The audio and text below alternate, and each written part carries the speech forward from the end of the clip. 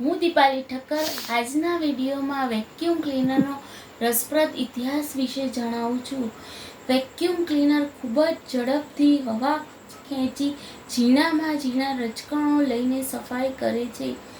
આજે સુવિધાવાળા જાતના vacuum cleaner જોવા મળે, પરંતુ તેની શોધ અને શરૂઆત ભારે રમૂજી લાગે. ઈસવીસન 1859માં શોધાયેલું વેક્યુમ ક્લીનર સૌથી મોટી ધમણવાળું હતું. ધમણ એટલે હવા ખેંચવાની ચામડાની બનેલી કોથળી. પંપની જેમ ધમણવાળી હવા ખેંચાય અને હવા ફેંકાય પણ ખરી.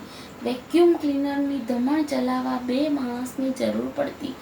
એક જણ ધમણથી હવા ખેંચે ને બીજો નળી ફેરવીને સફાઈ કરે.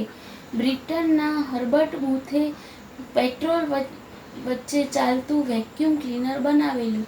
મોટી ઘોડાગાડીમાં બનાવેલું આ ક્લીનર ઘરે ઘરે જઈ સફાઈ કરી આપવાના કામમાં આવતું. ઈસવીસન 1907માં જેમ્સ સ્પેન્ડરે ઇલેક્ટ્રિક વડે ચાલતું વેક્યુમ ક્લીનર શોધેલું.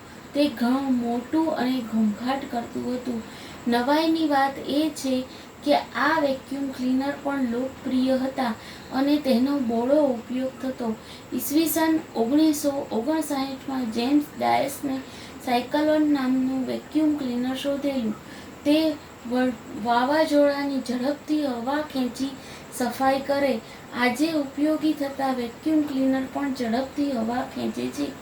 જાપાનમાં બનેલું રોબોટ વેક્યુમ ક્લીનર નાનકડી ડીશ જેવું છે.